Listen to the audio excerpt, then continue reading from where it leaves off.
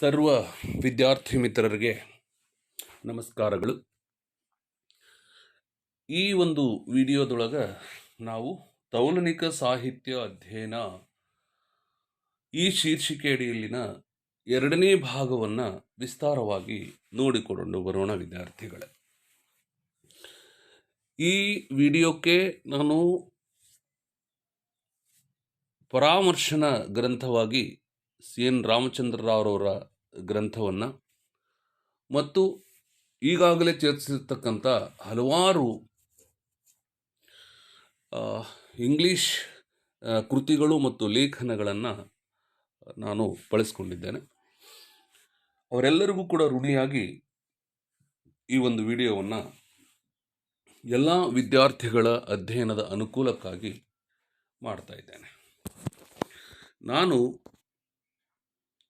Professor Mallappa Hosur, ಸಹಾಯಕ ಪ್ರಾಧ್ಯಾಪಕ, ಸರ್ಕಾರಿ ಪ್ರಥಮ ದರ್ಜೆ ಕಾಲೇಜ್ ಕೆರೂರು, ತಾಲೂಕು ಬಾದಾಮಿ, ಜಿಲ್ಲೆ ಬಾಗಲಕೋಟೆ.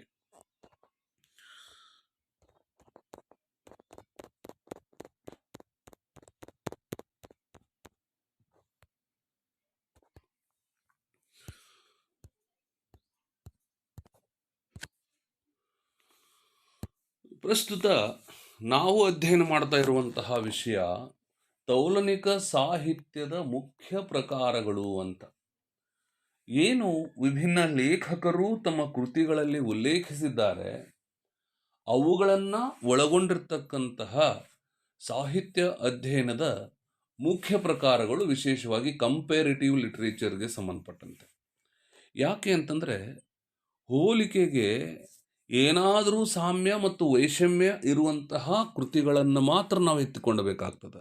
ಅದರಲ್ಲಿ ಏನಾದರೂ ಕೆಲವಿಷ್ಟಾದರೂ ಕೂಡ ಸಾಮ್ಯತೆಗಳು, ಕೆಲವಿಷ್ಟಾದರೂ ಕೂಡ ವೈಷಮ್ಯತೆಗಳು ನಮಗೆ ಬೇಕಾಗ್ತದೆ ಹೋಲಿಕೆ ಮಾಡೋದಕ್ಕೋಸ್ಕರ. ಹಾಗಾಗಿ 5ರಿಂದ 6 ಮುಖ್ಯ ಪ್ರಕಾರಗಳನ್ನು ಇದರಲ್ಲಿ ಲೇಖಕರು ಉಲ್ಲೇಖ ಮಾಡಿದ್ದಾರೆ. ಅವುಗಳ ವಿಸ್ತೃತವಾದ ಅಧ್ಯಯನವನ್ನು ಇವಾಗ ನಾವು ನೋಡೋಣ. ಮೊದಲನೇದಾಗಿ ಬರ್ತದೆ ವಸ್ತು ಸಮಾನತೆಯನ್ನು ಆಧರಿಸಿದಂಥ ಅಧ್ಯಯನ ಅನ್ನುವಂಥದ್ದು. ಹಾಗಿದ್ರೆ ಈ ಶೀರ್ಷಿಕೆ ಏನು ಹೇಳ್ತದೆ? ವಸ್ತು ಅಂದರೆ ಎರಡೂ ಕೃತಿಗಳನ್ನು ನಾವು ಅಧ್ಯಯನಕ್ಕೆ ಅಳವಡಿಸಿದಾಗ, ತೌಲನಿಕ ಅಧ್ಯಯನಕ್ಕೆ ಅಳವಡಿಸಿದಂಥ ಸಂದರ್ಭದೊಳಗೆ ಎರಡೂ ಕೃತಿಗಳಲ್ಲಿರ್ತಕ್ಕಂತಹ ವಸ್ತುವಿನಲ್ಲಿ ಸಾಮ್ಯತೆ ಇರಬೇಕು ಅನ್ನುವಂಥದ್ದು.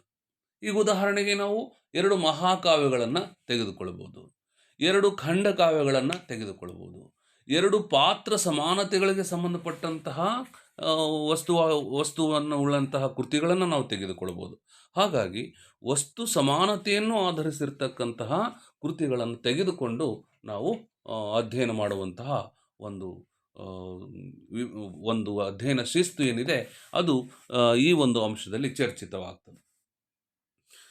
ಈ ತೌಲನಿಕ ಸಾಹಿತ್ಯದ ಅತ್ಯಂತ ಜನಪ್ರಿಯ ಮತ್ತು ವ್ಯಾಪಕವಾಗಿರ್ತಕ್ಕಂತಹ ಒಂದು ತೌಲನಿಕ ಸಾಹಿತ್ಯ ಪ್ರಕಾರ ಇದು ಆಗ್ತದೆ ವಸ್ತು ಸಮಾನತೆಯುಳ್ಳಂತಹ ಒಂದು ವಿಷಯದ ಅಧ್ಯಯನ ಅನ್ನುವಂಥದ್ದು.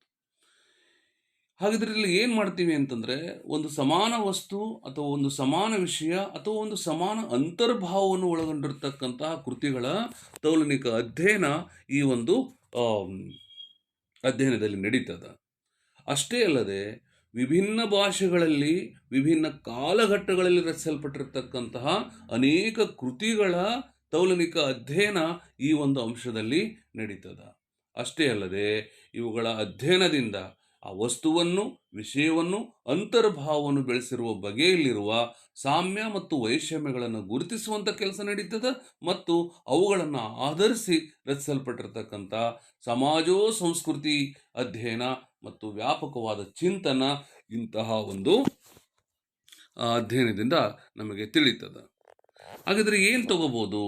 2 ಕೃತಿಗಳಲ್ಲಿರ್ತಕ್ಕಂತಹ ವೈವಾಹಿಕ ಜೀವನದ ಅಥವಾ ವಿವಾಹ ಸಂಸ್ಕೃತಿಗೆ ಸಂಬಂಧಪಟ್ಟಂಥ ಸಾಮ್ಯ ವೈಷಮ್ಯಗಳ ಕುರಿತಾಗಿ, 2 ಕೃತಿಗಳಲ್ಲಿಯ ಬಾಲ್ಯಕ್ಕೆ ಸಂಬಂಧಪಟ್ಟಂತಹ ವಿಚಾರಗಳನ್ನು, ಮುಪ್ಪಿಗೆ ಸಂಬಂಧಪಟ್ಟಂಥ ವಿಚಾರಗಳನ್ನು, ಅಧಿಕಾರಕ್ಕೆ ಸಂಬಂಧಪಟ್ಟಂಥ ವಿಷಯಗಳನ್ನು ಇವೆಲ್ಲವೂ ಬರಬಹುದು. ಅಥವಾ ಯಾವುದಾದ್ರೂ ಒಂದು ವಸ್ತುವನ್ನು ಆಧರಿಸಿ ರಚಿಸಲ್ಪಟ್ಟಿರ್ತಕ್ಕಂತಹ ಕೃತಿಗಳ ತೌಲನಿಕ ಅಧ್ಯಯನವನ್ನು ಒಂದೆಡೆ ತಂದು ಮಾಡಲಾಗುತ್ತದೆ ಎನ್ನುವಂಥದ್ದು ಈ ಪಾಯಿಂಟಿನ ಮುಖ್ಯವಾದ ಅಂಶ. ಕಾವ್ಯದಲ್ಲಿ ಪ್ರಕೃತಿಯ ಸ್ಥಾನ ತೆಗೆದುಕೊಳ್ಳಬಹುದು. ಮಹಾಕಾವ್ಯಗಳಲ್ಲಿ ದೈವತ್ವದ ಪರಿಕಲ್ಪನೆ ಅಂತ ತಗೋಬಹುದು. ಭೂಮಿ ಮತ್ತು ಒಡೆತನದ ಪ್ರಶ್ನೆ ಮುಂತಾದ ವಿಷಯಗಳನ್ನು ಕೇಂದ್ರವಾಗಿಟ್ಟುಕೊಂಡು ಅನೇಕ ಕಾದಂಬರಿಗಳಿರ್ಬೋದು, ಕಾವ್ಯ ಇರ್ಬೋದು, ನಾಟಕಗಳಿರ್ಬೋದು, ಇವುಗಳನ್ನು ನಾವು ಒಂದೆಡೆಗೆ ತಂದು ತೌಲನಿಕವಾಗಿ ಅಧ್ಯಯನ ಮಾಡುತ್ತೇವೆ ಎನ್ನುವುದು ಇಲ್ಲಿ ಬಹಳ ಮುಖ್ಯ. ಹಾಗಿದ್ರೆ ತೌಲನಿಕ ಸಾಹಿತ್ಯ ಅದು ಯಾವುದೇ ಸಾಹಿತ್ಯ ಪ್ರಕಾರವಾಗಿರಲಿ, ಯಾವುದೇ ಭಾಷೆಗಳಿಗೆ ಸಂಬಂಧಪಟ್ಟದ್ದಾಗಿರ್ಬೋದು, ಯಾವುದೇ ಕಾಲಘಟ್ಟಗಳಿಗೆ ಸಂಬಂಧಪಟ್ಟಂತಹ ವಿಚಾರಗಳಾಗಿರ್ಬೋದು, ಅವೆಲ್ಲವುಗಳನ್ನು ಕೂಡ ಸಾಮ್ಯ ಮತ್ತು ವೈಷಮ್ಯಗಳನ್ನು ಗುರುತಿಸುವಂಥ ಕೆಲಸ ತೌಲನಿಕ ಸಾಹಿತ್ಯ ಅಧ್ಯಯನದಲ್ಲಿ ನಡೀತದೆ. ಇನ್ನು ಅಂದರೆ ಈ ತೌಲನಿಕ ಸಾಹಿತ್ಯಕ್ಕೆ ಒಳಪಡುವಂತಹ ವಿಷಯ ಹಲವಾರಿವೆ. ಈಗ ಪರಿಭ್ರಮೆಯ ಕಲ್ಪನೆ ಎನ್ನುವಂಥದ್ದು ಕೂಡ, ಆಮೇಲೆ ಮಹಾಕಾವ್ಯ ಮತ್ತು ನಾಟಕಗಳಲ್ಲಿ ಛದ್ಮವೇಷಕ್ಕೆ ಸಂಬಂಧಪಟ್ಟಂತಹ ಛದ್ಮವೇಷ ಸ್ವರೂಪಗಳಿಗೆ ಸಂಬಂಧಪಟ್ಟಂತಹ ತೌಲನಿಕ ಅಧ್ಯಯನ ಇರ್ಬೋದು. ಸಾಮಾಜಿಕ ಸಂಸ್ಥೆಗಳಲ್ಲಿ ಸ್ತ್ರೀ ಪುರುಷ ಸಂಬಂಧಗಳಲ್ಲಿಯ ವಿಪರ್ಯಯಕ್ಕೆ ಸಂಬಂಧಪಟ್ಟಂಥ ವಿಷಯಗಳಿರ್ಬೋದು. ಇವುಗಳ ಸಮಾನ ಮತ್ತು ಅಂತರ್ಭಾವಗಳನ್ನು ಆಧರಿಸಿ ಅನೇಕ ಕೃತಿಗಳನ್ನು ನಾವು ತೌಲನಿಕವಾಗಿ ಅಧ್ಯಯನ ಮಾಡ್ತೇವೆ. ಮತ್ತು ಇಂತಹ ಅಧ್ಯಯನದಿಂದ ಎರಡು ಮುಖ್ಯವಾದ ನೆಲೆಗಳ ಚರ್ಚೆ, ವಿಸ್ತಾರವಾದ ಚರ್ಚೆ ಆಗ್ತದೆ ತೌಲನಿಕ ಸಾಹಿತ್ಯದೊಳಗೆ. ಏನು ಅಂದರೆ ಸಮಾನ ವಸ್ತುಗಳನ್ನು ವಿಭಿನ್ನ ಸಮಾಜಗಳು ನೋಡುವಂಥ ದೃಷ್ಟಿಕೋನ ಹೇಗಿದೆ ಅಂತ. ಯಾಕೆಂದರೆ ಭಾರತೀಯರ, ಪಾಶ್ಚಾತ್ಯರ ಮತ್ತು ಅನ್ಯ ದೇಶೀಯರ ಒಂದು ನೋಡುಗರ ದೃಷ್ಟಿಕೋನ ಅವರವರ ಸಾಂಸ್ಕೃತಿಕ ಸಂಸ್ಕಾರಗಳ ಹಿನ್ನೆಲೆಯಲ್ಲಿ ಬೇರೆಯೇ ಆಗ್ತದೆ. ಹಾಗಾಗಿ ಒಂದು ಸಮಾನ ವಸ್ತುವನ್ನು ಬೇರೆ ಬೇರೆ ದೇಶದ ಬೇರೆ ಬೇರೆ ಭಾಷಿಕರು, ಬೇರೆ ಬೇರೆ ಸಂಸ್ಕೃತಿಗಳುಳ್ಳಂತಹ ಜನರು ನೋಡುವಂಥ ದೃಷ್ಟಿಕೋನ ಬೇರೆ ಬೇರೆ ಆಗಿಬಿಡ್ತದೆ. ಆ ಸಂದರ್ಭದಲ್ಲಿ ಆ ವಸ್ತುವಿನ ಸಂಪೂರ್ಣ ಅಥವಾ ಬಹುಮುಖಿ ಅರಿವು ನಮಗೆ ಉಂಟಾಗ್ತದೆ. ಸಮಾನ ವಸ್ತುಗಳನ್ನು ಭಿನ್ನ ಭಿನ್ನ ನೆಲೆಗಳಲ್ಲಿ ವಿಭಿನ್ನ ಸಮಾಜಗಳು ವಿಶ್ಲೇಷಿಸುವುದರಿಂದ ಮತ್ತು ಚಿತ್ರೀಕರಿಸುವುದರಿಂದ ಆಯಾಯ ಸಮಾಜಗಳ ಪ್ರಮುಖ ಸಾಂಸ್ಕೃತಿಕ, ಧಾರ್ಮಿಕ ಹಾಗೂ ರಾಜಕೀಯ ಕಾಳಜಿಗಳು ಕೂಡ ನಮ್ಮ ಅರಿವಿಗೆ ಬರ್ತವೆ. ತೌಲನಿಕ ಸಾಹಿತ್ಯ ಅಧ್ಯಯನ ಎಷ್ಟು ರೋಚಕ ಅನ್ನುವುದಕ್ಕೆ ಹಲವಾರು ನಿದರ್ಶನಗಳನ್ನು ಕೂಡ ಕೃತಿಗಳಲ್ಲಿ ಚರ್ಚಿಸಲಾಗಿದೆ. ಅದರಲ್ಲಿ ಮುಖ್ಯವಾಗಿ ಗ್ರೀಕ್ ಮಹಾಕಾವ್ಯಗಳು ಮತ್ತು ಭಾರತೀಯ ಮಹಾಕಾವ್ಯಗಳ ತೌಲನಿಕ ಅಧ್ಯಯನದ ಸಂದರ್ಭದಲ್ಲಿ ಅಲ್ಲಿ ಈನಿಯಡ್ ಮತ್ತು ಓಡಿಸಿ ಬರ್ತಾವ. ಭಾರತೀಯ ಮಹಾಕಾವ್ಯಗಳಲ್ಲಿ ರಾಮಾಯಣ ಮತ್ತು ಮಹಾಭಾರತಗಳು ಬರ್ತಾವ. ಈ ಎರಡು ದೇಶಗಳಲ್ಲಿ ರಚಿಸಲ್ಪಟ್ಟಿರ್ತಕ್ಕಂತಹ ವಿಭಿನ್ನ ಕಾಲಘಟ್ಟಗಳಲ್ಲಿ ಬರೆಯಲ್ಪಟ್ಟಿರ್ತಕ್ಕಂತಹ ಈ ಮಹಾಕಾವ್ಯಗಳನ್ನು ತೌಲನಿಕವಾಗಿ ಅಧ್ಯಯನಕ್ಕೆ ಒಳಪಡಿಸಿದ ಸಂದರ್ಭದಲ್ಲಿ ಏನಾಗ್ತದೆ, ಹೊಸದಾಗಿರ್ತಕ್ಕಂತಹ ಒಂದು ಹೊಳವು ಸುಳುವು ನಮ್ಮ ಜನರಿಗೆ ತಿಳಿಯುವ ಸಾಧ್ಯತೆ ಹೆಚ್ಚಾಗ್ತದೆ ಸಹೃದಯರಿಗೆ. ಇಂತಹ ಸಂದರ್ಭದಲ್ಲಿ ವಿಶೇಷವಾಗಿ ಪ್ರಮುಖ ಸ್ತ್ರೀ ಪಾತ್ರದ ಚಿತ್ರಣ ಇವುಗಳನ್ನು ನೋಡ್ತಾ ಹೋದಾಗ ಇನಿಯಡ್ ಮತ್ತು ರಾಮಾಯಣ ಇವೆರಡರಲ್ಲೂ ಕೂಡ ಓರ್ವ ಸ್ತ್ರೀಯನ್ನು ನೋಡುವ ದೃಷ್ಟಿಕೋನಗಳು ನಮಗೆ ಬೇರೆ ಕಂಡು ಬರ್ತಾವೆ. ಗ್ರೀಕ್ ಮಹಾಕಾವ್ಯಗಳಲ್ಲಿ ಏನಾಗ್ತದೆ ನೋಡ್ರಿ, ಇಲ್ಲಿ ಸ್ತ್ರೀ ವ್ಯಾಮೋಹದಿಂದಾಗಿ ಎರಡು ರಾಜ್ಯಗಳ ನಡುವೆ ಯುದ್ಧ ಏರ್ಪಟ್ಟು ಒಂದು ರಾಜ್ಯ ನಿರ್ಣಾಯಕವಾಗಿ ಸೋತು ಬಿಡುತ್ತದೆ. ಇದು ಎಲ್ಲ ಯುದ್ಧಗಳ ಪರಿಣಾಮನೂ ಕೂಡ.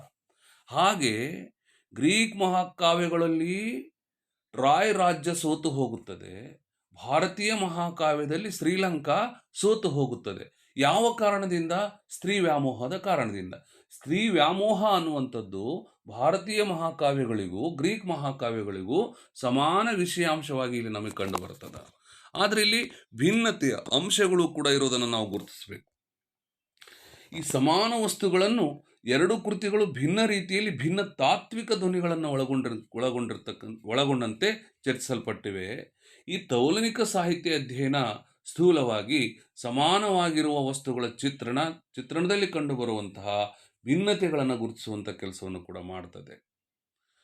ಒಂದು ಕಡೆ ಏನಾಗ್ತದೆ, ತಾನು ವಿವಾಹಿತಳಾಗಿ ಒಂದು ರಾಜ್ಯದ ರಾಣಿಯಾಗಿದ್ರೂ ಕೂಡ ಹೆಲೆನ್ ಮತ್ತೊಂದು ರಾಜ್ಯದ ರಾಜಕುಮಾರ ಪ್ಯಾರಿಸ್ನನ್ನು ಪ್ರೀತಿಸಿ ಅವನೊಡನೆ ಓಡಿ ಹೋಗಿ 10 ವರ್ಷಗಳ ಕಾಲ ನಡೆದು ಕೊನೆಗೆ ಇಡೀ ಟ್ರಾಯ್ ರಾಜ್ಯದ ಪತನಕ್ಕೆ ಕಾರಣವಾದ ಯುದ್ಧಕ್ಕೆ ಮೂಲ ಕಾರಣವಾಗುತ್ತಾಳೆ. ಭಾರತೀಯ ಮಹಾಕಾವ್ಯದೊಳಗ ಸ್ತ್ರೀಯರ ಮನೋಭಾವ ಬೇರೆ ಇರ್ತದ. ಗ್ರೀಕ್ ದೇಶದ ಮಹಾಕಾವ್ಯಗಳು ಸೂಚಿಸುವಂತೆ ಗ್ರೀಕ್ ದೇಶದಲ್ಲಿರ್ತಕ್ಕಂತಹ ಆ ರಾಣಿಯ ಹೆಲೆನ್ ಅನ್ನುವಂಥ ಮಹಾರಾಣಿಯ ಮನೋಭಾವ ಬೇರೆ ಇರ್ತದ. ಆದರೆ ಎರಡರಲ್ಲೂ ಸ್ತ್ರೀ ವ್ಯಾಮೋಹ ಇದೆ.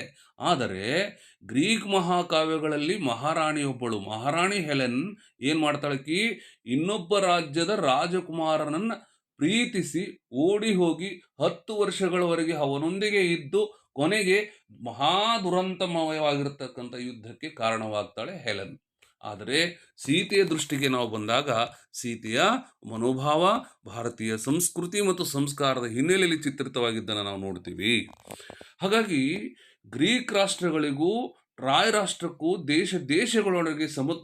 ದೇಶಗಳೊಡನೆ ಆಗುವಂತಹ ಸಮುದ್ರಯಾನವನ್ನು ಆಧರಿಸಿದ ವ್ಯಾಪಾರ ವಾಣಿಜ್ಯ ಕ್ಷೇತ್ರದಲ್ಲಿ ತೀವ್ರ ಸ್ಪರ್ಧೆ ಆ ಸಂದರ್ಭದಲ್ಲಿ ಇತ್ತು. ಆ ಸಂದರ್ಭದಲ್ಲಿ ಹೆಲೆನ್ ಪ್ರಕರಣ ಒಂದು ಸುಲಭದ ನೆಪವಾಗಿ ಕಂಡು ಬರ್ತದ ಗ್ರೀಕ್ ಮಹಾಕಾವ್ಯಗಳೊಳಗೆ. ಇಲ್ಲಿ ಗಮನಿಸಬೇಕಾಗಿರ್ತಕ್ಕಂಥ ಸೋಜಿಗದ ಸಂಗತಿ ಏನಿತ್ತು ಅಂತಂದ್ರೆ, ತನ್ನ ವೈಯಕ್ತಿಕ ಲಾಲಸೆಯಿಂದ ಸಾವಿರಾರು ಜನರ ಪ್ರಾಣಹಾನಿಗೆ ಕಾರಣರಾಗಿರತಕ್ಕಂಥ ಹೆಲೆನ್ ಮಾತ್ರ ಟ್ರಾಯ್ ನಗರದ ಪತನದ ನಂತರ ಏನೂ ನಡೆಯದಿರುವ ಹಾಗೆ ಮರಳಿ ತನ್ನ ಪತಿ ಮೆನಲಸ್ನೊಡನೆ ತನ್ನ ರಾಜ್ಯಕ್ಕೆ ಹಿಂತಿರುಗಿ ಜೀವನ ನಡೆಸುತ್ತಾಳೆ.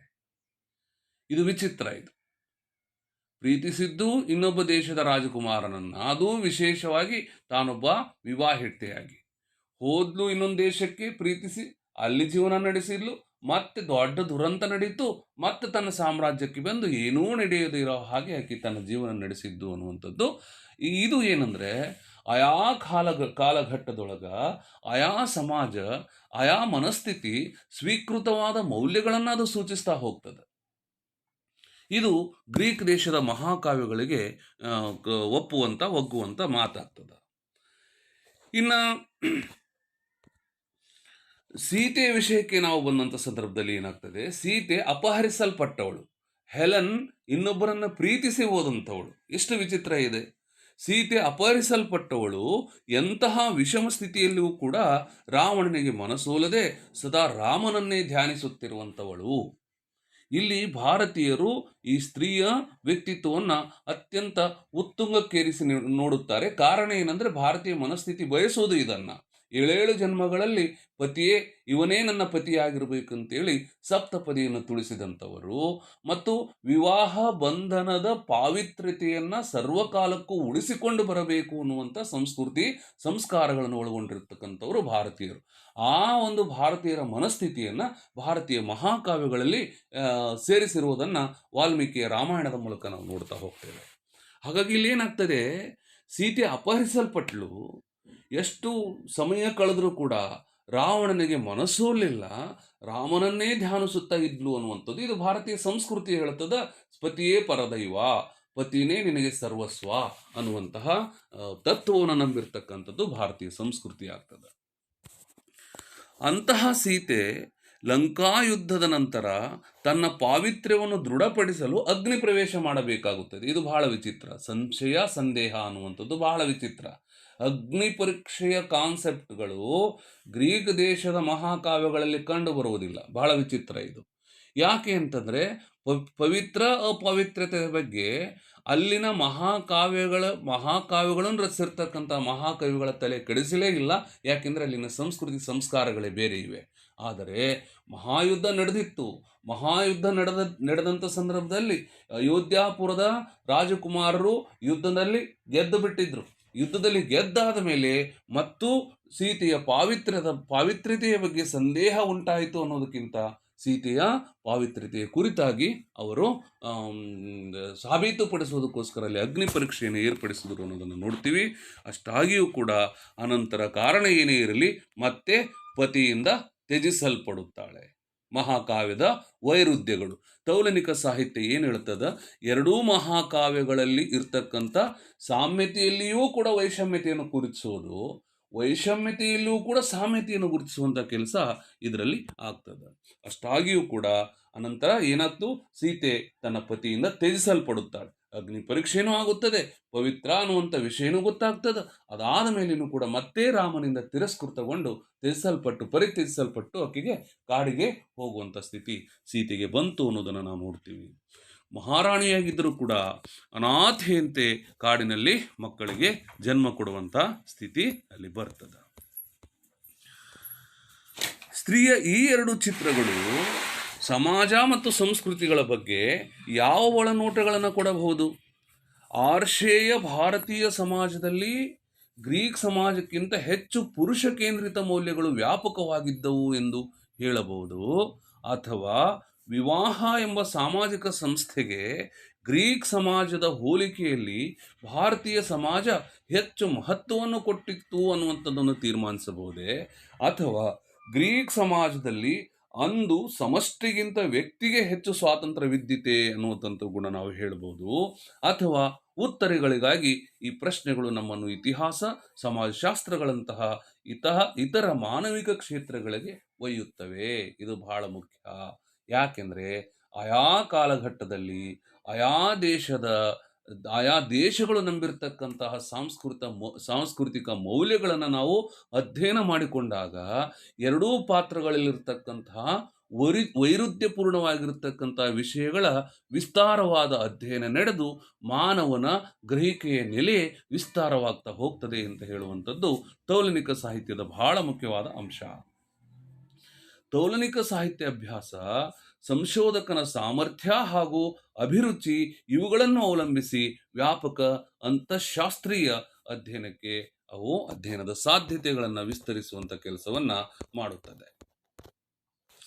ರಾಮಾಯಣದ ವಿಶ್ಲೇಷಣೆ ಭಾರತೀಯ ಸಾಮಾಜಿಕ ವ್ಯವಸ್ಥೆಯ ಬಗ್ಗೆ ಮತ್ತೊಂದು ಅರ್ಥಪೂರ್ಣ ಒಳನೋಟವನ್ನು ನಮಗೆ ಕೊಡುತ್ತದೆ. ಇಲ್ಲಿ ತಂದೆ ದಶರಥನ ಮಗ ರಾಮನ ಸುಖಕ್ಕೆ ಅಧಿಕಾರಕ್ಕೆ ಅಡ್ಡಿ ಬರುತ್ತಾನೆ ಅಂತಂದರೆ ತಂದೆ ಮಗ ಈ ಎರಡೂ ಪೀಳಿಗೆಗಳಲ್ಲಿ ಸಾಧಾರಣವಾಗಿ ಭಾರತೀಯ ಪುರಾತನ ಸಾಹಿತ್ಯಗಳಲ್ಲಿ ತಂದೆ ಮಗನನ್ನು ಕೊಲ್ಲುತ್ತಾನೆ. ಇಲ್ಲಿ ತಂದೆ ಮಕ್ಕಳ ನಡುವಿನ ಹೊಂದಾಣಿಕೆ ವೈರುಧ್ಯಗಳ ಚರ್ಚೆಯನ್ನು ಕೂಡ ಈ ಮಹಾಕಾವ್ಯಗಳಿಂದ ನಾವು ತಿಳಿದುಕೊಳ್ಳಬೇಕಾಗ್ತದೆ. ಯಯಾತಿಗಾಗಿ ಪುರು ತನ್ನ ಯೌವನವನ್ನು ಕಳೆದುಕೊಳ್ಳುತ್ತಾನೆ. ತಂದೆಯ ಕೊಟ್ಟ ಮಾತನ್ನು ಉಳಿಸಿಕೊಳ್ಳೋದಕ್ಕೋಸ್ಕರ ರಾಮ ತನ್ನ ರಾಜ್ಯವನ್ನು ಪರಿತ್ಯಜಿಸಿ ಹೊರಗಡೆ ಹೋಗುವಂಥ ವನವಾಸಕ್ಕೆ ಹೋಗುವಂತಹ ಒಂದು ಪರಿಪಾಠಕ್ಕೆ ಒಳಗಾಗ್ತಾನೆ. ತಂದೆಯ ಸಮಾನನಾದ ಅಣ್ಣನಿಂದಾಗಿ ಭೀಮ ಆದಿಗಳು ಮೊದಲಾದಂಥ ತಮ್ಮಂದಿರು ತಮ್ಮ ರಾಜ್ಯವನ್ನು ಕಳೆದುಕೊಳ್ಳುವಂತಹ ಸ್ಥಿತಿ ಬರ್ತದೆ. ನೋಡ್ರಿ, ಮಹಾಕಾವ್ಯಗಳ ಅಧ್ಯಯನದಿಂದ ಎಷ್ಟೊಂದು ಸಾಮ್ಯ ಮತ್ತು ವೈಷಮ್ಯಗಳು ಕಂಡು ಬರ್ತಾವ. ಈ ಸಾಮ್ಯ ಮತ್ತು ವೈಷಮ್ಯಗಳಿಗೆ ಮುಖ್ಯ ಕಾರಣ ಏನಂತಂದ್ರೆ ಆಯಾ ಕಾಲಘಟ್ಟದಲ್ಲಿ ಆಯಾ ಸಂಸ್ಕೃತಿಯ ಜನರು ನಂಬಿರ್ತಕ್ಕಂಥ ಮೌಲ್ಯಗಳ ದ್ಯೋತಕವಾಗಿ ನಮಗೆ ಕಂಡು ಬರ್ತದೆ. ಎರಡೂ ದೇಶಗಳಲ್ಲಿ ಮಹಾಕಾವ್ಯಗಳೇ ಸರಿ, ಆ ಮಹಾಕಾವ್ಯಗಳು ಎರಡೂ ಆದರೂ ಕೂಡ ಆಯಾ ದೇಶದವರು ಅತ್ಯಂತ ಪೂಜನೀಯ ಭಾವದಿಂದ ನೋಡುವಂತಹ ಮಹಾಕಾವ್ಯಗಳಾದರೂ ಕೂಡ ಬೇರೆ ಬೇರೆ ದೇಶಗಳ ಪೂಜನೀಯ ಮೌಲ್ಯಗಳು ಬೇರೆ ಬೇರೆ ದೇಶಗಳಿಗೆ ಬೇರೆನೇ ಆಗಿರ್ತವೆ ಎನ್ನುವಂಥದ್ದು. ಅದರ ತೌಲನಿಕ ಸಾಹಿತ್ಯ ಏನು ಮಾಡ್ತದ, ಇಂಥ ವೈರುಧ್ಯಗಳಲ್ಲೂ ಕೂಡ ಸಮಾನ ಅಂಶಗಳನ್ನು ಗುರುತಿಸುವಂಥ ಕೆಲಸ ಮಾಡುತ್ತದೆ ಅಂತ ಹೇಳೋದು ತೌಲನಿಕ ಸಾಹಿತ್ಯ ಅಧ್ಯಯನದ ಮುಖ್ಯ ಮಾತು ಅನ್ನೋದು ಗ್ರಹಿಸಬೇಕಾದಂಥ ಅಂಶ. ಇನ್ನು ಭಾರತೀಯ ಯಯಾತಿ ಪ್ರತೀಕಕ್ಕೆ ವಿರುದ್ಧವಾಗಿ ಗ್ರೀಕ್ ಪುರಾಣಗಳು ಹಾಗೂ ಸಾಹಿತ್ಯದೊಳಗೆ ಈಡಿಪಸ್ ಪ್ರತ್ಯೇಕ ಮತ್ತು ವ್ಯಾಪಕವಾಗಿ ಕಂಡು ಬರ್ತದೆ. ಭಾರತೀಯ ಯಯಾತಿ ನಾಟಕದ ಯಯಾತಿ ಏನು ಬರ್ತಾನೆ, ಆ ಯಯಾತಿಗೂ ಮತ್ತು ಗ್ರೀಕ್ ಪುರಾಣಗಳಲ್ಲಿ ಬಂದಿರತಕ್ಕಂಥ ಈಡಿಪಸ್ನ ನಡುವೆ ಬಹಳಷ್ಟು ವ್ಯತ್ಯಾಸಗಳು ಕಂಡು ಬರ್ತವೆ, ವ್ಯಾಪಕವಾದಂಥ ಪ್ರತೀಕಗಳು ಕಂಡು ಬರ್ತವೆ. ಈಡಿಪಸ್ ತನ್ನ ತಂದೆಯನ್ನು ಕೊಲ್ಲುತ್ತಾನೆ. ಆದರೆ ಈಡಿಪಸ್ ತನ್ನ ತಂದೆಯನ್ನು ಕೊಂದಿದ್ದು ಅಜ್ಞಾನದಿಂದ. ಅವನೇ ತನ್ನ ತಂದೆ ಎನ್ನುವಂಥ ವಿಷಯ ಅವನಿಗೆ ಗೊತ್ತಿರೋದಿಲ್ಲ, ಹೌದಾ? ಹಾಗೆಯೇ ಓರಿಸ್ಟಿಸ್ ತನ್ನ ತಾಯಿ ಕ್ಲೈಟೆಮ್ನೆಸ್ಟ್ರಾಳ್ ಅನ್ನು ಕೊಲ್ಲುತ್ತಾನೆ. ಅಂದರೆ ಹಳೆಯ ಹೊಸ ಪೀಳಿಗೆಗಳ ಸಂದರ್ಭದಲ್ಲಿ ಸಾಧಾರಣವಾಗಿ ಪಾಶ್ಚಾತ್ಯ ಸಮಾಜದಲ್ಲಿ ಹೊಸ ಪೀಳಿಗೆಗೆ ಜಯವಾದರೆ ಭಾರತೀಯ ಮತ್ತಿತರ ಪೌರಾತ್ಯ ಸಮಾಜಗಳೊಳಗ ಹಳೆಯ ಪೀಳಿಗೆಗೆ ಜಯವಾಗುತ್ತದೆ. ಬಹಳ ವಿಚಿತ್ರ ಇದು ನೋಡ್ರಿ. ತೌಲನಿಕ ಅಧ್ಯಯನ ಏನೇನನ್ನು ಕಲಿಸ್ಕೊಡ್ತದ, ಭಾರತೀಯ ಮಹಾಕಾವ್ಯಗಳಲ್ಲಿ ಹಿರಿಯರಿಗೆ ಗೌರವ ಹೆಚ್ಚು, ಹಿರಿಯ ಪೀಳಿಗೆಗಳು ವಿಭಿನ್ನ ಸಂಘರ್ಷಗಳೊಳಗೆ ಹಿರಿಯ ಪೀಳಿಗೆಗಳು ಗೆಲ್ಲುತ್ತವೆ. ಪಾಶ್ಚಾತ್ಯ ಮಹಾಕಾವ್ಯಗಳಲ್ಲಿ ಹಿರಿಯರನ್ನ ನಗಣ್ಯ ಎಂದು ಭಾವಿಸಿ ಕಿರಿಯ ಪೀಳಿಗೆಗಳು ಜಯ ಸಾಧಿಸುವಂತೆ ಅಲ್ಲಿ ಚರ್ಚೆ ಮಾಡ್ತವೆ. ಈ ಒಂದು ಅಂಶನೂ ಕೂಡ ತೌಲನಿಕ ಸಾಹಿತ್ಯ ಅಧ್ಯಯನದಲ್ಲಿ ನಮಗೆ ವಿಸ್ತಾರವಾಗಿ ತಿಳಿತದ. ಅಂದರೆ ಹಳೆಯ ಪೀಳಿಗೆಗೆ ವಯಸ್ಸು ಕೊಡುವ ಅತಿ ಹೆಚ್ಚು ಗೌರವದ ಕಾರಣದಿಂದಲೇ ಪಾಶ್ಚಾತ್ಯ ರಾಷ್ಟ್ರಗಳ ಹೋಲಿಕೆಯಲ್ಲಿ ಪೌರಾತ್ಯ ರಾಷ್ಟ್ರಗಳು ಹೆಚ್ಚು ಸಂಪ್ರದಾಯಶೀಲವಾಗುತ್ತವೆ ಅಂತ ಹೇಳಬಹುದು. ನೋಡ್ರಿ, ಸಂಪ್ರದಾಯಶೀಲ ರಾಷ್ಟ್ರಗಳು ಭಾರತೀಯರು. ಹಾಗಾಗಿ ಇಲ್ಲಿ ಹಿರಿಯರಿಗೆ ಗೌರವ ಹೆಚ್ಚು, ಕಿರಿಯರಿಗೆ ಹಿರಿಯರನ್ನು ಹೋಲಿಸಿದಂಥ ಸಂದರ್ಭದಲ್ಲಿ ಹಿರಿಯರನ್ನು ಮುಖ್ಯವಾಗಿ ಇಟ್ಟುಕೊಂಡು ಕಿರಿಯರನ್ನು ಒಂದು ರೀತಿ ಕಡೆಗಣಿಸುತ್ತಾರೆ ಅಂತಲೇ ಹೇಳ್ಬೋದು ಈ ಒಂದು ಸಾಂಪ್ರದಾಯ ನಿಷ್ಠವಾಗಿರ್ತಕ್ಕಂಥ ಭಾರತೀಯ ಸಮಾಜದೊಳಗೆ. ಅನಂತಮೂರ್ತಿಯವರ ಪ್ರಶ್ನೆ, ಕ್ಲಿಪ್ ಜಾಯಿಂಟು, ಘಟಶ್ರಾದ್ದ ಮೊದಲಾದಂಥ ಯಶಸ್ವಿ ಕಥೆಗಳ ಆಳದಲ್ಲಿ ಕೂಡ ಈ ಯಯಾತಿ ಪ್ರತೀಕವು ಕಾರ್ಯ ಮಾಡಿರುವುದನ್ನು ಗಮನಿಸಬಹುದು ಅಂತೇಳಿ ಲೇಖಕರು ಕೊಡುವಂಥ ಅಂಶ ಇಲ್ಲಿ ಆಗ್ತದೆ. ಇನ್ನೊಂದು ವಿನ್ಯಾಸವನ್ನು ಕೂಡ ನಾವು ನೋಡಬಹುದು ಛದ್ಮವೇಷಕ್ಕೆ ಸಂಬಂಧಪಟ್ಟಂತೆ. 16ನೇ ಶತಮಾನದೊಳಗೆ ಎಲ್ಲ ಯುರೋಪಿಯನ್ ನಾಟಕದಲ್ಲೂ ಕೂಡ ಸಾಮಾನ್ಯವಾಗಿ ಕಂಡುಬರುವ ಒಂದು ಕಥಾ ವಿನ್ಯಾಸ, ಒಂದು ನಾಟಕ ತಂತ್ರ ಇದು ಏನಂದರೆ ಛದ್ಮವೇಷ ಅಥವಾ ಡಿಸ್ಗೈಸ್ ಅಂತ ತಿಳ್ಕೊಂಡು ನಾವು ತಿಳ್ಕೋಬೇಕು. ಈ ಅಂಶಕ್ಕೆ ಹೆಚ್ಚಿನ ಸಮರ್ಥ್ಯ ಬೇಕಿಲ್ಲ. ಗಂಡಸಿನ ವೇಷ ಧರಿಸಿ ಬರುವ ಪೋರ್ಷಿಯಾ, ರೋಸ್ಲಿಂಡ್, ಒಯೋಲಾ ಮುಂತಾದ ಶೇಕ್ಸ್ಪಿಯರಿನ ನಾಯಕಿಯರು ಸುಪ್ರಸಿದ್ಧ. ಅದೇ ವಿನ್ಯಾಸವನ್ನು ನಾವು ಸಂಸ್ಕೃತ ನಾಟಕಗಳಲ್ಲಿಯೂ ಕೂಡ ಕಾಣ್ತೀವಿ. ಪ್ರಿಯದರ್ಶಿನಿ ಎಲ್ಲಿ ವತ್ಸರಾಜ ನಾಟಕದ ವತ್ಸರಾಜನಾಗಿ ಬಂದು ಮುಖ್ಯ ನಾಟಕೀಯ ಸಂದರ್ಭದಲ್ಲಿ ಕಾಣಿಸಿಕೊಳ್ಳುತ್ತಾನೆ. ಹೆಣ್ಣು ಮಕ್ಕಳು ಗಂಡು ಮಕ್ಕಳ ವೇಷವನ್ನು ಧರಿಸಿ ಛದ್ಮವೇಷವನ್ನು ಧರಿಸಿಕೊಂಡು ಬಂದು ಗಂಡು ಮಕ್ಕಳ ಪಾತ್ರವನ್ನು ನಿರ್ವಹಿಸುವಂಥದ್ದು ಕೂಡ ಸಮಾನವಾಗಿ ಬೇರೆ ಬೇರೆ ದೇಶೀಯ ನಾಟಕಗಳಲ್ಲಿ ಕಂಡುಬರೋದನ್ನು ನೋಡ್ತೇವೆ. ಹಾಗೆ ವಿಧಸಾಲಾಭಂಜಿಕ ನಾಟಕದೊಳಗೆ ಸ್ತ್ರೀಯೊಬ್ಬಳು ಮೊದಲು ಪುರುಷ ವೇಷ ಧರಿಸಿ ಅನಂತರ ಮತ್ತೆ ಸ್ತ್ರೀಯಂತೆ ನಡೆಸುವ ಸಂದರ್ಭ ಬರುತ್ತದೆ. ಈ ಅಂಶ ಗಮನಕ್ಕೆ ಬಂದಾಗ ಛದ್ಮವೇಷ ಅಥವಾ ವೇಷಾಂತರವೆಂಬುದು ಕೇವಲ ಶೇಕ್ಸ್ಪಿಯರ್ನ ನಾಟಕಗಳ ಅಥವಾ ಇಟಾಲಿಯನ್ ನಾಟಕಗಳ ವೈಶಿಷ್ಟ್ಯ ಅಲ್ಲ, ಅದು ನಾಟಕಗಳ ಪ್ರಭೇದದಲ್ಲಿಯೇ ಹಾಸುಹೊಕ್ಕಾಗಿ ಬಂದಿರತಕ್ಕಂಥ ಅಂಶ ಎನ್ನುವುದು ಗೊತ್ತಾಗ್ತದೆ. ಈ ಅಂಶವನ್ನೇ ತನ್ನ ಸ್ವರೂಪದಲ್ಲೇ ಭ್ರಮೆಯನ್ನಾಧರಿಸಿದ ನಾಟಕ ಪ್ರಭೇದ ಮತ್ತೆ ಮತ್ತೆ ಭ್ರಮೆಗಳ ಜಾಲಗಳನ್ನು ನೇಯುವುದರ ತಾತ್ವಿಕ ವೈಚಾರಿಕ ಧ್ವನಿ ಸಾಮ್ಯಗಳೇನು ಎಂದು ನಾವು ಚಿಂತಿಸಲು ಅನುವಾಗುತ್ತದೆ. ಎಲ್ಲರೂ ಯೋಚಿಸುತ್ತಾರೆ, ಹೆಣ್ಣಾದವಳು ಗಂಡಿನ ವೇಷ ಧರಿಸಿಕೊಂಡು ಹೇಗೆ ನಟನೆ ಮಾಡಿದಳು ಅಂತ ತಿಳ್ಕೊಂಡು ಚಿಂತನೆಗೆ ಹಚ್ಚುವ ಕೆಲಸವನ್ನು ಈ ತೌಲನಿಕ ಸಾಹಿತ್ಯದ ದೃಷ್ಟಿಯಲ್ಲಿ ನೋಡಿದಾಗ ಸಹೃದಯರಿಗೆ ಈ ರೀತಿ ಒಂದು ಭ್ರಮೆಯನ್ನು ಇಡಿಸುವಂಥ ಕೆಲಸ ಏಕೆ ಆಗುತ್ತೆ ಅಂತ ತಿಳ್ಕೊಂಡು ಚಿಂತನೆಗೆ ಹಚ್ಚುವ ಕೆಲಸವನ್ನು ಈ ನಾಟಕಗಳು ಮಾಡಿದವು. ಇದು ಸಮಾನ ವಸ್ತುವನ್ನು ಆಧರಿಸಿ ಮಾಡಿರ್ತಕ್ಕಂಥ ತೌಲನಿಕ ಅಧ್ಯಯನ ಆಯಿತು ಮೊದಲನೇದು. ಇನ್ನು ಎರಡನೇ ಅಂಶಕ್ಕೆ ಬರ್ತೀವಿ, ಇದು ಪ್ರಭೇದ ಅಧ್ಯಯನ ಅಂತ ತಿಳ್ಕೊಂಡು. ಪ್ರಭೇದ ಅಧ್ಯಯನದಲ್ಲೂ ಕೂಡ ಸಾಹಿತ್ಯಿಕ ವಿಮರ್ಶಾತ್ಮಕ ಕ್ಷೇತ್ರಗಳಲ್ಲಿ ಬೇರೂರಿರ್ತಕ್ಕಂತಹ ಪಶ್ಚಿಮ ಕೇಂದ್ರಿತ ನಿಲುವನ್ನು ಬದಲಾಯಿಸಬಲ್ಲ, ಸೂಕ್ತ ತಿದ್ದುಪಡಿ ಮಾಡಬಲ್ಲ ಸಾಧ್ಯತೆಗಳು ಅಪಾರವಾಗಿರ್ತವೆ. ಬಹುಶಃ ಇದು ಪ್ರಶ್ನೆ ಆಗಬಹುದು. ಪ್ರಭೇದ ಅಧ್ಯಯನದ ಬಹಳ ಮುಖ್ಯವಾದಂಥ ಅಂಶ ಏನಂತಂದ್ರೆ ಸಾಹಿತ್ಯ ಮತ್ತು ವಿಮರ್ಶಾ ಕ್ಷೇತ್ರಗಳಲ್ಲಿ ಬೇರೂರಿರ್ತಕ್ಕಂತಹ ಪಶ್ಚಿಮ ಕೇಂದ್ರಿತ ನಿಲುವನ್ನು ಬದಲಾಯಿಸಬಲ್ಲ, ಸೂಕ್ತ ತಿದ್ದುಪಡಿ ಮಾಡಬಲ್ಲ ಸಾಧ್ಯತೆಗಳು ಅಪಾರವಾಗಿರುತ್ತವೆ. ಪ್ರಭೇದ ಅಧ್ಯಯನದ ಬಹಳ ಸ್ಟ್ರಾಂಗ್ ಪಾಯಿಂಟ್ ಇದು ಆಗ್ತದೆ.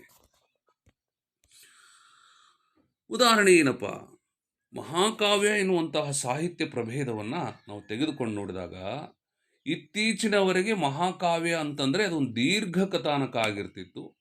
ಇದರಲ್ಲಿ ಬರುವಂತಹ ಘಟನೆಗಳೆಲ್ಲವುಗಳು ಕೂಡ ಕೇಂದ್ರದಲ್ಲಿ ಒಬ್ಬ ನಾಯಕ ಇರ್ತಿದ್ದ ಮತ್ತು ಮಹಾಕಾವ್ಯವನ್ನು ಮುಖ್ಯವಾಗಿ ರಾಷ್ಟ್ರೀಯ ಪರಿಕಲ್ಪನೆ ರೂಪಿಸುತ್ತದೆ ಎನ್ನುವಂಥ ವ್ಯಾಖ್ಯಾನ ಪ್ರಚಲಿತವಾಗಿತ್ತು ಈ ಹಿಂದಿನ ಅಧ್ಯಯನದಲ್ಲಿ ನಾವು ನೋಡಿದಾಗ.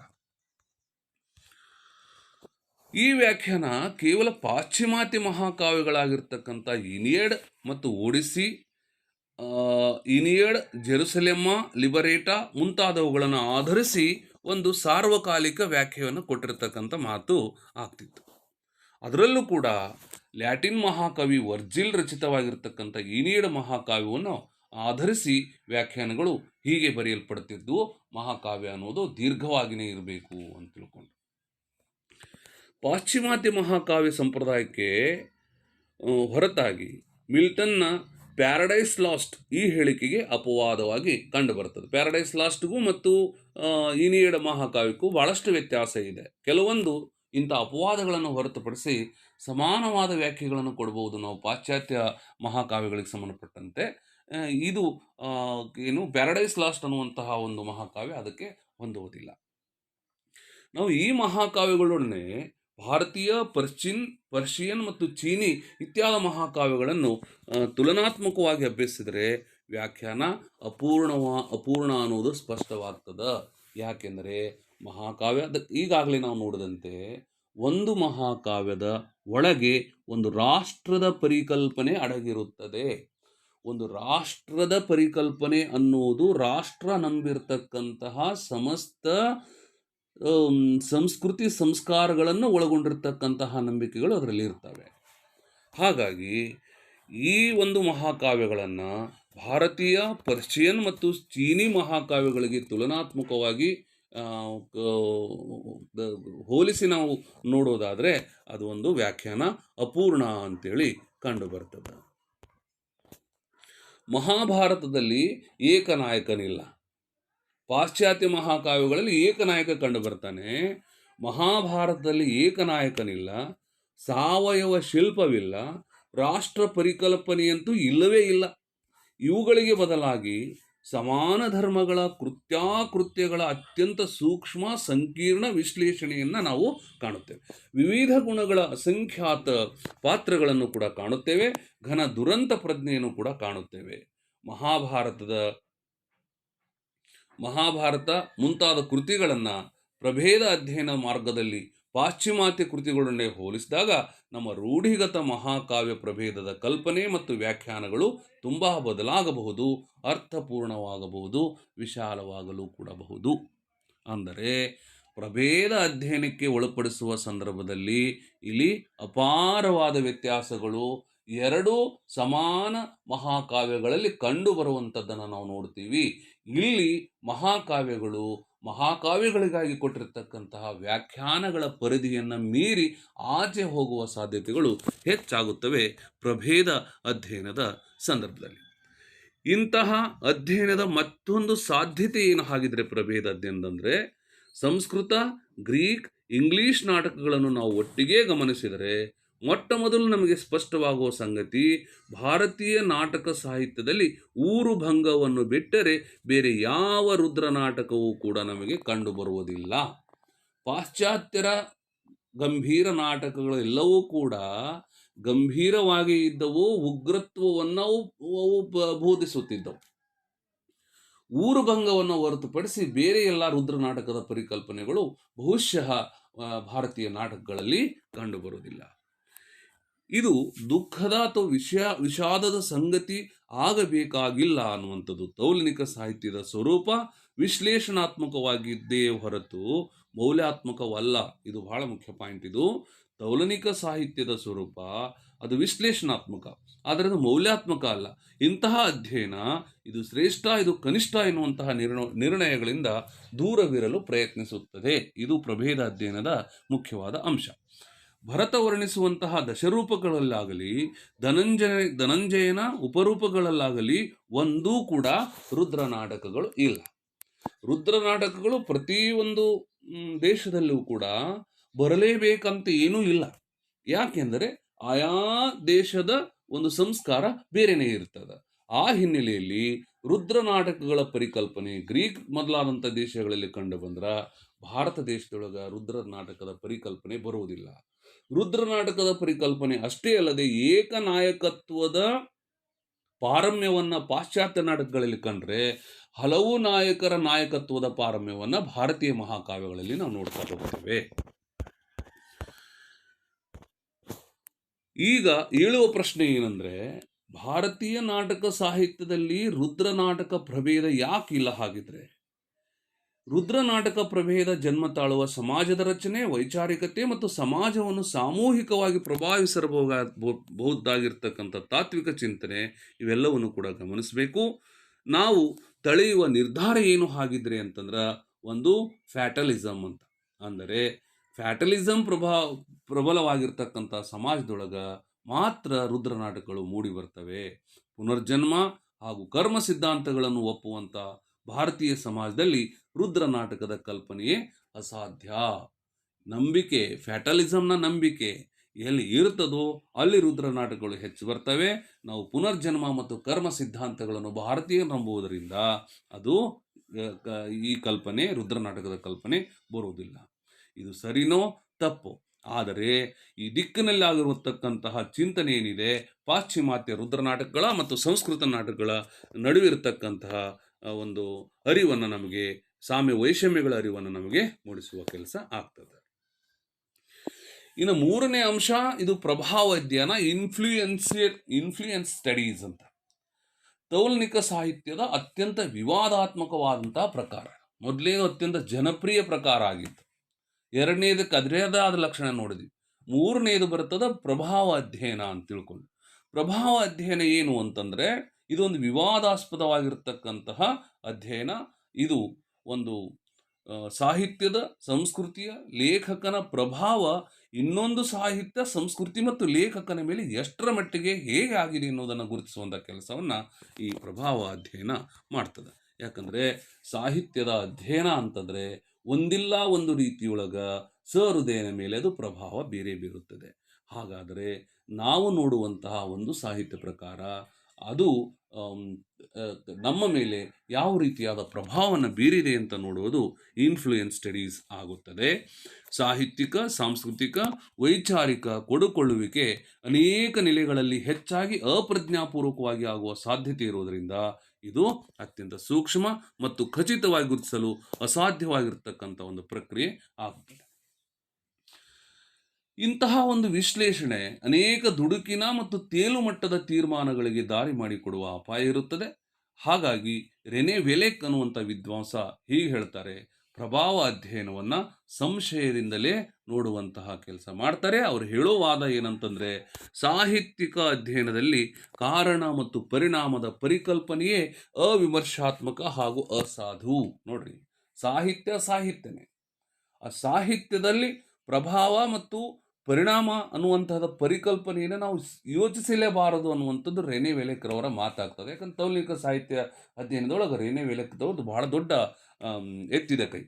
ಅವರು ಹೇಳೋದು ಹೀಗೆ, ಸಾಹಿತ್ಯಿಕ ಅಧ್ಯಯನದೊಳಗೆ ಕಾರಣ ಮತ್ತು ಪರಿಣಾಮದ ಪರಿಕಲ್ಪನೆಯೇ ಅವಿಮರ್ಶಾತ್ಮಕ ಮತ್ತು ಅಸಾಧು ಅನ್ನೋದನ್ನು. ಯಾಕಂದರೆ ಪ್ರಭಾವ ಅಧ್ಯಯನ ಇದು ಬೇಕೇ ಇಲ್ಲ ಅನ್ನುವಂಥ ದೃಷ್ಟಿಯಲ್ಲಿ ನೋಡುವಂತಹ ಕೆಲಸ ರೆನೆ ವೆಲೆಕ್ರವ್ರದ್ದು. ಯಾವ ಲೇಖಕನೂ ಕೂಡ ಒಂದು ಶೂನ್ಯ ನಿರ್ವಾತ ಸಂದರ್ಭದಲ್ಲಿ ಬರೆಯುವುದಿಲ್ಲ. ಪ್ರತಿಯೊಬ್ಬ ಲೇಖಕನಿಗೂ ಒಂದು ವಿಮರ್ಶೆ ಬೇಕು. ಹೊಗಳಿಕೆ ಇರಲಿ, ತೆಗಳಿಕೆ ಇರಲಿ, ಒಂದು ವಿಮರ್ಶಾತ್ಮಕವಾಗಿರ್ತಕ್ಕಂತಹ ಒಂದು ಮಾತು ಪ್ರತಿಯೊಬ್ಬ ಲೇಖಕನಿಗೂ ಬೇಕಾಗ್ತದೆ. ಹಾಗಾಗಿ ರೆನೆ ವೆಲೆಕ್ನ ಮಾತು ಅಷ್ಟು ಹೊಂದಾಣಿಕೆ ಆಗುವುದಿಲ್ಲ.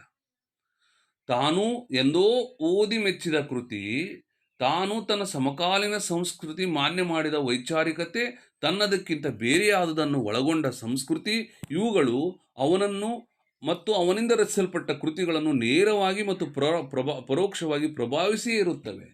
ಪ್ರತಿಯೊಬ್ಬ ಲೇಖಕನಿಗೂ ಕೂಡ ಇವತ್ತು ಒಬ್ಬ ಕವಿ, ಒಬ್ಬ ಲೇಖಕ, ಒಬ್ಬ ನಾಟಕಕಾರ ಒಂದು ಲೇಖನ, ಒಂದು ಕಾವ್ಯ, ಒಂದು ಕಥೆಯನ್ನು ಬರೆಯುವಂತಹ ಸಂದರ್ಭದೊಳಗೆ, ಒಂದು ನಾಟಕವನ್ನು ಬರೆಯುವಂಥ ಸಂದರ್ಭದೊಳಗೆ ಒಂದಿಲ್ಲ ಒಂದು ರೀತಿಯ ಪ್ರಭಾವಕ್ಕೆ ಒಳಪಟ್ಟ ನಾಟಕವನ್ನು, ತನ್ನ ಸಾಹಿತ್ಯ ಕೃತಿಯನ್ನು ರಚನೆ ಮಾಡ್ತಾ ಇರ್ತಾನೆ. ಹಾಗಾಗಿ ಪ್ರಭಾವ ಅಧ್ಯಯನವನ್ನು ಅಲ್ಲಗಳೆಯುವುದಕ್ಕೆ ಆಗೋದಿಲ್ಲ. ಇಂತಹ ಒಂದು ಪ್ರಭಾವವನ್ನು, ಅದಕ್ಕಿಂತ ಮುಖ್ಯವಾಗಿ ಇಂಥ ಪ್ರಭಾವದ ತಾತ್ಕಾಲಿಕ ಒತ್ತಡಗಳನ್ನು ಗುರುತಿಸಲು ಸಾಧ್ಯವಾದರೆ ಒಂದು ಕಾಲಘಟ್ಟದ ಸಾಹಿತ್ಯದ, ಸಂಸ್ಕೃತಿಯ, ಸಮಾಜದ ಒಲವುಗಳನ್ನು, ಆಸೆ ಆಕಾಂಕ್ಷೆಗಳನ್ನು ಆಳವಾಗಿ ಅರಿಯಲು ಸಾಧ್ಯವಾಗುತ್ತದೆ. ತೌಲನಿಕ ಸಾಹಿತ್ಯದ ಅಧ್ಯಯನ ಅಂತಂದರೆ ಮುಖ್ಯವಾಗಿ ಭಿನ್ನ ಭಿನ್ನ ಲೇಖಕರ ಹಾಗೂ ಸಾಹಿತಿಗಳ ನಡುವೆ ಆಗಿರ್ತಕ್ಕಂತಹ ಪರಸ್ಪರ ಪ್ರಭಾವಗಳ ಅಧ್ಯಯನ ಇದು ಆಗಬೇಕು. ಭಿನ್ನ ಭಿನ್ನ ಲೇಖಕರು ಪರಸ್ಪರರ ನಡುವೆ, ಯಾಕಂದರೆ ಒಬ್ಬ ಕವಿಯ ಕೈ ಇನ್ನೊಬ್ಬನ ಜೇಬಿನಲ್ಲಿರುವುದನ್ನು ಸಮಸ್ತ ಆಗಿ ಈಗ ಭಾರತೀಯ ಮತ್ತು ಸಮಸ್ತ ಸಾಹಿತ್ಯ ಕ್ಷೇತ್ರಗಳ ಸಂದರ್ಭದಲ್ಲಿ ನಾವು ಅಧ್ಯಯನ ಮಾಡುವಾಗ ಒಬ್ಬ ಲೇಖಕನ ಕೈ ಇನ್ನೊಬ್ಬ ಲೇಖಕನ ಜೇಬಿನಲ್ಲಿ ಇರುತ್ತದೆ. ಇದು ಪಾಶ್ಚಾತ್ಯ ಕಾವ್ಯ ಮೀಮಾಂಸೆಯಲ್ಲೂ ಕೂಡ ಬಹಳಷ್ಟು ದೀರ್ಘವಾಗಿ ಚರ್ಚಿಸಲ್ಪಟ್ಟಿರ್ತಕ್ಕಂಥ ವಿಷಯ ಆಗಿದೆ.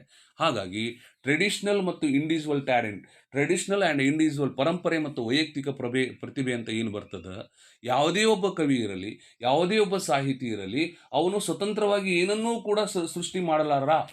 ಆದರೆ ಅವನೇನು ಮಾಡ್ತಾನೆ ಹಾಗಿದ್ರೆ, ಈ ಹಿಂದಿನಿಂದ ಬಂದಿರತಕ್ಕಂತಹ ವಿಷಯಗಳನ್ನೆಲ್ಲ ಅರಗಿಸಿಕೊಂಡು ಬಟ್ಟಿ ಇಳಿಸಿ ತನ್ನದೇ ಆದ ಹೊಸದಾಗಿರ್ತಕ್ಕಂತಹ ಅಭಿವ್ಯಕ್ತಿ ಮಾಧ್ಯಮದಲ್ಲಿ ಕಾವ್ಯವನ್ನು ಸೃಷ್ಟಿ ಮಾಡ್ತಾನೆ ಅನ್ನೋದನ್ನು ಟ್ರೆಡಿಷನಲ್ ಆ್ಯಂಡ್ ಇಂಡಿವಿಜುವಲ್ ಟ್ಯಾಲೆಂಟ್ ಅನ್ನುವಂತಹ ಒಂದು ಕಾನ್ಸೆಪ್ಟ್ನಲ್ಲಿ ನಾವು ಅಧ್ಯಯನ ಮಾಡ್ತೇವೆ ಪಾಶ್ಚಾತ್ಯ ಕಾವ್ಯ ಮೀಮಾಂಸೆಯೊಳಗೆ. ಹಾಗಾಗಿ ಈ ತೌಲನಿಕ ಸಾಹಿತ್ಯ ಏನು ಮಾಡ್ತದೆ, ಏಕಕಾಲಘಟ್ಟ, ವಿಭಿನ್ನ ಕಾಲಘಟ್ಟದಲ್ಲಿ ರಚಿಸಲ್ಪಟ್ಟಿರ್ತಕ್ಕಂತಹ ಸಾಹಿತ್ಯದಲ್ಲಿ ಯಾವ ವ್ಯಕ್ತಿ ಸಾಹಿತ್ಯವನ್ನು ಸೃಜಿಸಿದ್ದಾನೋ ಆ ವ್ಯಕ್ತಿ ಯಾರ ಯಾವ ವ್ಯಕ್ತಿಗಳೊಂದಿಗೆ ಪ್ರಭಾವಿತನಾಗಿದ್ದಾನೆ ಅಂತೇಳಿ ಅಧ್ಯಯನ ಮಾಡುವಂಥ ವಿಚಾರ ಇಲ್ಲಿ ಬರ್ತದೆ. ತೌಲನಿಕ ಸಾಹಿತ್ಯದ ಅಧ್ಯಯನ ಅಂತಂದರೆ ಭಿನ್ನ ಲೇಖಕರ ಸಾಹಿತಿಗಳ ನಡುವೆ ಆಗಿರತಕ್ಕಂಥ ಪರಸ್ಪರ ಪ್ರಭಾವಗಳ ಅಧ್ಯಯನ ಮತ್ತು ಪ್ರಭಾವದ ಪ್ರಸರಣದ ಅಧ್ಯಯನ ಆಗ್ತದೆ ಅಂತೇಳಿ ಸೈಮನ್ ಜೂನ್ ಅವರು ವಾದಿಸಿರ್ತಕ್ಕಂಥದ್ದು ಬಹಳ ಮುಖ್ಯವಾಗಿರ್ತಕ್ಕಂಥ ಒಂದು ವ್ಯಾಖ್ಯೆ.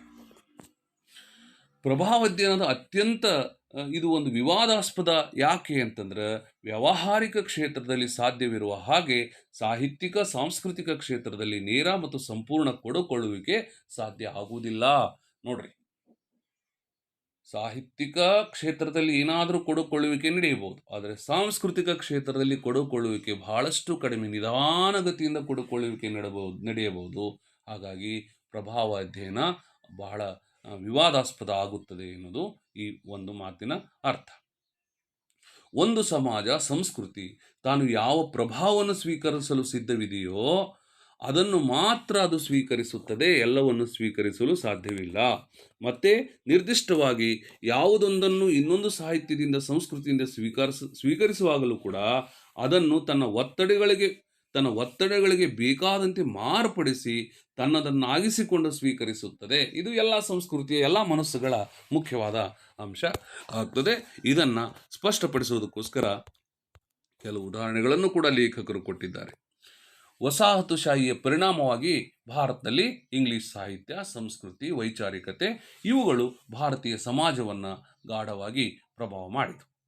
ಈ ಪ್ರಭಾವದ ಕಾರಣದಿಂದ ಭಾರತೀಯ ವೈಚಾರಿಕತೆಯಲ್ಲಿ ಹೇಗೋ ಹಾಗೆ ಭಾರತೀಯ ಸಾಹಿತ್ಯದಲ್ಲೂ ಕೂಡ ಅನೇಕ ನೂತನ ಆಯಾಮಗಳು ಕಂಡುಬಂದವು.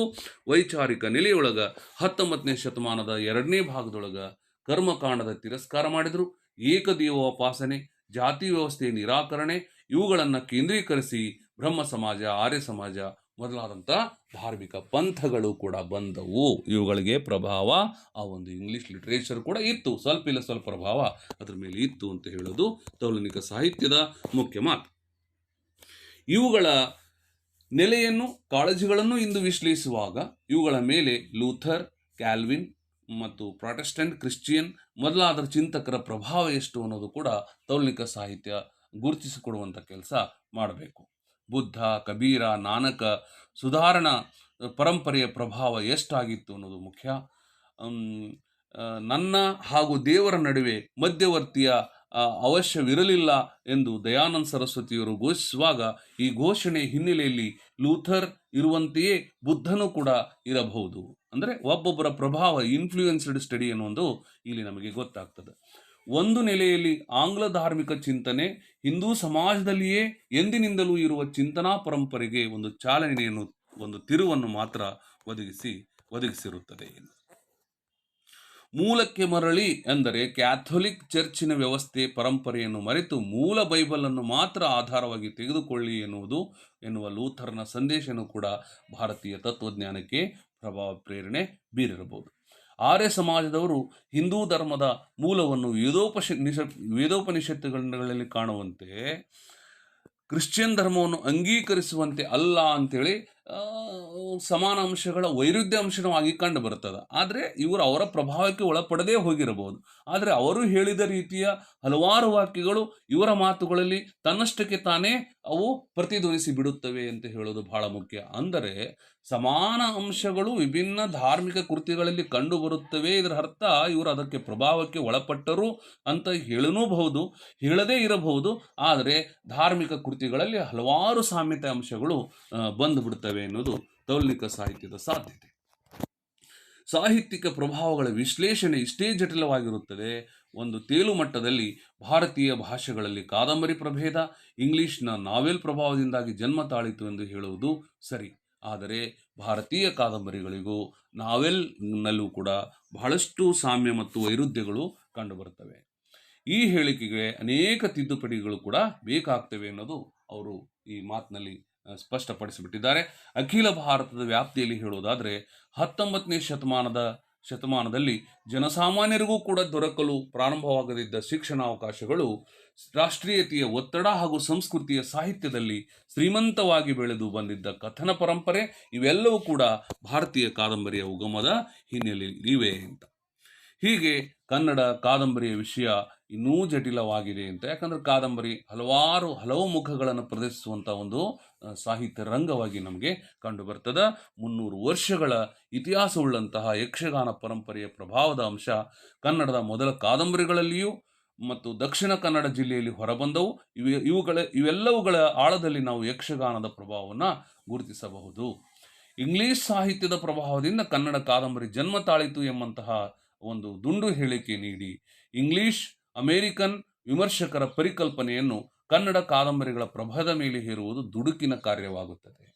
ಕನ್ನಡ ಕಾದಂಬರಿಗಳು ರಚಿಸಲ್ಪಟ್ಟು ಇಂಗ್ಲಿಷ್ನ ನಾವೆಲ್ ನೋಡಿ ಅಂತ ಹೇಳ್ಬೋದು ಮೇಲೆ, ಆದರೆ ಕನ್ನಡ ಕಾವ್ಯಗಳ ಮೇಲೆ ಕನ್ನಡದ್ದೇ ಆಗಿರತಕ್ಕಂತಹ ಹಲವಾರು ಸಂಸ್ಕೃತಿಗಳ ಪ್ರಭಾವ ಅಲ್ಲಿ ಬಂದಿದೆ. ಹಾಗಾಗಿ ಆರಂಭಿಕ ಕಾದಂಬರಿಗಳ ಮೇಲೆ ಕರಾವಳಿ ಪ್ರದೇಶದಲ್ಲಿರ್ತಕ್ಕಂತಹ ಈ ಒಂದು ಯಕ್ಷಗಾನಗಳ ಪ್ರಭಾವನೂ ಕೂಡ ಅಲ್ಲಿ ಬಿದ್ದಿತ್ತು ಅಂತ ಹೇಳಬೇಕು.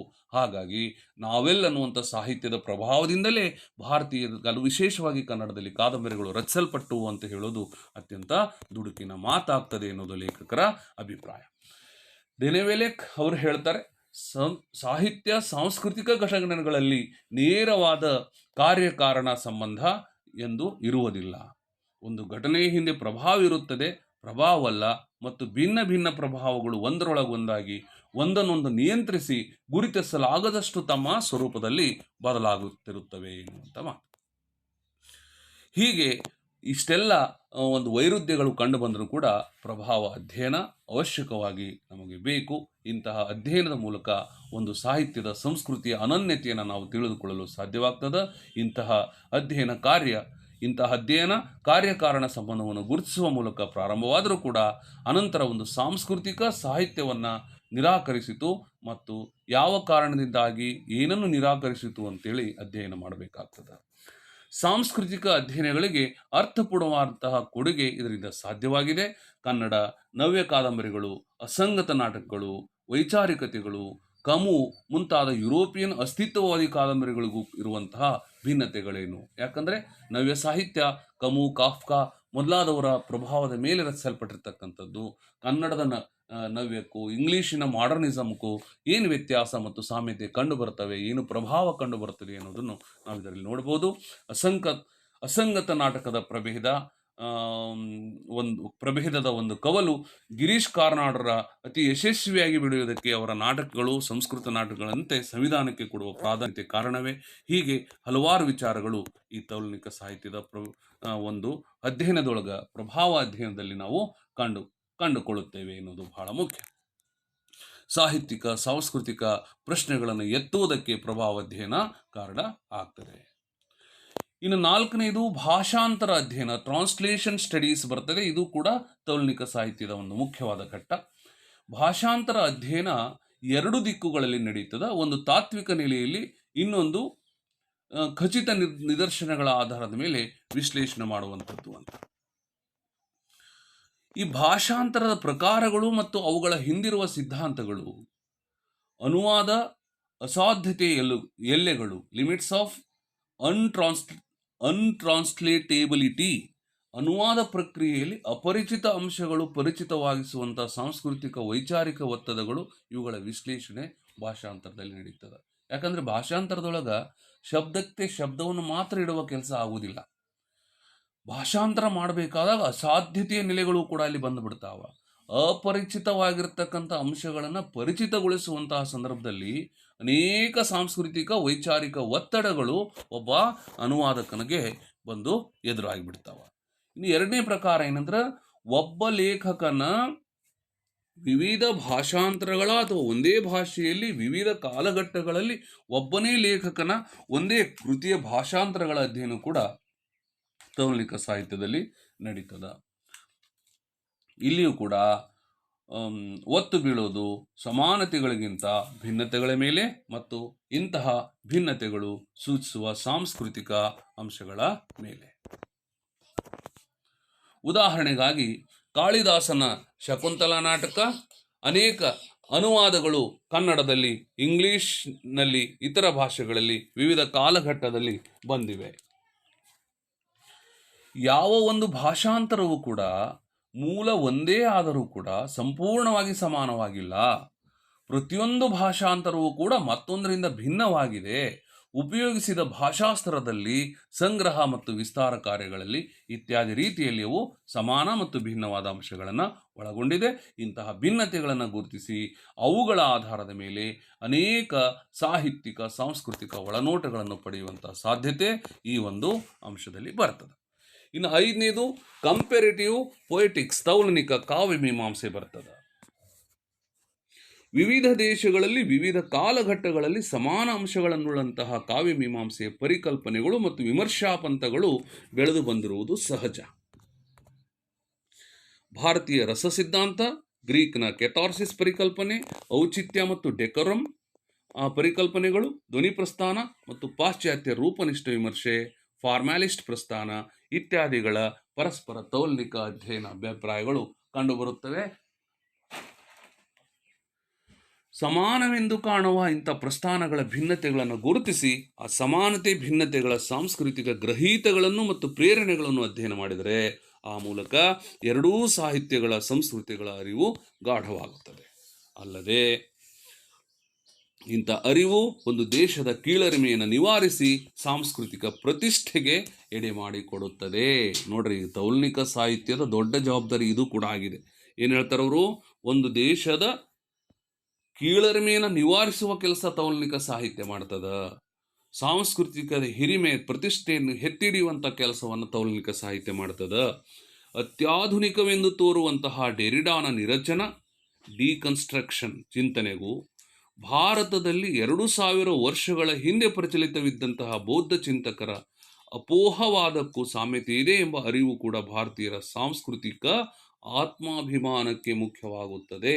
ಅಂದರೆ ಅತ್ಯಂತ ಆಧುನಿಕವಾಗಿರ್ತಕ್ಕಂತಹ ಒಂದು ನಿರಚನಾ ಅನ್ನುವಂಥ ಕಾನ್ಸೆಪ್ಟು ಅದನ್ನು ಕೊಟ್ಟ ಮೇಲೆ ಪಾಶ್ಚಾತ್ಯರೊಳಗ ಬಹಳ ದೊಡ್ಡ ಒಂದು ಸಾಂಸ್ಕೃತಿಕ ಅಹಮಿಕೆ ಬೆಳೆದಿತ್ತು. ಆದರೆ ಅದಕ್ಕಿಂತ 2000 ವರ್ಷಗಳ ಹಿಂದೆಯೇ ಭಾರತ ದೇಶದಲ್ಲಿ ಬೌದ್ಧರು ಅಪೋಹ ಅನ್ನುವಂತಹ ಒಂದು ಕಾನ್ಸೆಪ್ಟನ್ನು, ಪರಿಕಲ್ಪನೆಯನ್ನು ಆಗಲೇ ಸಾಹಿತ್ಯ ಕ್ಷೇತ್ರಕ್ಕೆ ಕೊಟ್ಟು ಬಿಟ್ಟಿದ್ದರು. ಆ ಅಪೋಹ ಸಾಹಿತ್ಯಕ್ಕೂ ಮತ್ತು ನಿರಚನ ಸಾಹಿತ್ಯಕ್ಕೂ ಭಯಂಕರವಾಗಿರತಕ್ಕಂಥ ಸಾಮ್ಯತೆ ಇರುವುದನ್ನು ನಾವು ನೋಡ್ತೇವೆ.